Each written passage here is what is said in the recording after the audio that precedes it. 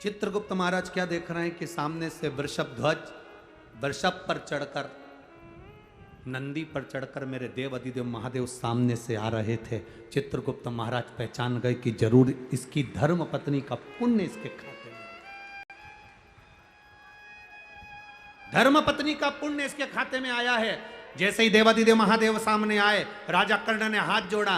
हाथ जोड़कर राजा कर्ण कहते हैं, बाबा ए मेरे शंभु, ए मेरे त्रिकालदर्शी कैलाशी अविनाशी, मैंने सोना दान करा, हीरे दान करे, पन्ना दान करा, पीतांबर दान करा, अंबर दान करा, मैं अन्न दान नहीं कर पाया। बाबा मैं अन्न नहीं दे पाया। कर्ण रो रहा था, शंकर देख रहे थे। शिवजी देखकर राजा कर्ण से कहते हैं, कर्ण क्यों चिंता करता है? ए बाबू चिंता करने की जरूरत नहीं है। तेरी धर्म पत्नी ने तेरे शव के पास एक बेलपत्र रख दी थी, वो बेलपत्र का फल ये होगा। चित्रगुप्त महाराज अभी तक इसके प्राण या इसका शरीर समाप्त नहीं हुआ है। एक काम करो, 16 दिन के लिए इसके शरीर को किसी दूसरे का रूप धारण कराकर मृत्यु लोक में भेज दीजिए। वो बेलपत्र का फल ये था, एक बेलपत्र का पुण्य ये था। राजा कर्ण का शरीर वापिस जीवित करा गया। एक शरीर तो पड़ा रहा कर्ण का, और कर्ण दूसरा शरीर धारण कर कर संत ब्राह्मण वृंद जन गरीब जन दीन जन सबको भोजन कराते रहे। भोजन कराते कराते कराते कराते लाखों लोगों को कर्ण ने भोजन कराया।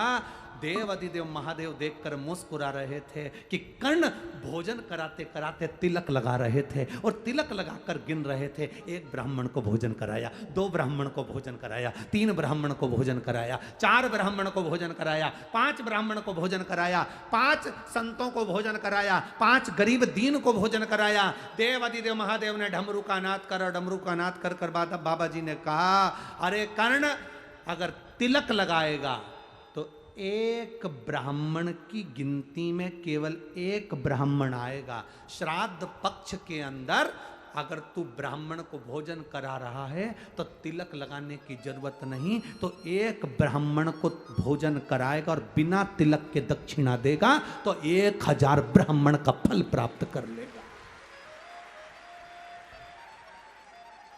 कितना सुंदर कहा, डाक तिथि पर भोजन कराओ तो तिलक कर कर दक्षिणा दो। और अगर 16 श्राद्ध में मान लो चतुर्थी का श्राद्ध है, पंचमी का श्राद्ध है, द्वितीया का श्राद्ध है, तृतीया का श्राद्ध है, सप्तमी का श्राद्ध है, अष्टमी का श्राद्ध है, ब्राह्मण को बुलाया, साधु जन को बुलाया, गुरुजन को बुलाया, किसी को भोजन करने बुलाया, आपने दक्षिणा दी पर तिलक नहीं लगाया, तो ये मान लो पंचमी का श्राद्ध। पंचमी को तुमने कहा कि हमारे दादाजी शांत हुए थे, तुमको नहीं मालूम कि पंचमी पे और कोई भी गया होगा, तुम्हें उसका स्मरण नहीं है। जो जो पंचमी पर गए हैं वो सब तुम्हारे दरवाजे पर आकर खड़े होते हैं। अगर हमने दादाजी के निमित्त से तिलक लगा दिया तो केवल दादा को ही उसका भाग में प्राप्त होता है। अगर हमने तिलक नहीं लगाया तो पंचमी के दिन हमारे पूर्वजों में 71 पीढ़ी में कोई गया होगा पंचमी को, तो सबको उसका फल मिल जाता है, तो पितृदोष समाप्त हो जाता है। तिथि पर लगाओ। आप वैसे जिमा रहे हो 16 श्राद्ध के अलावा आप तिलक करो, दक्षिणा दो, मना नहीं। बाकी का श्राद्ध पक्ष में आप जितना बन सकता है उसको प्रेम से आनंद से करो सेवा, जितने प्रेम से कर सकते हो आप खूब भाव से सेवा करो।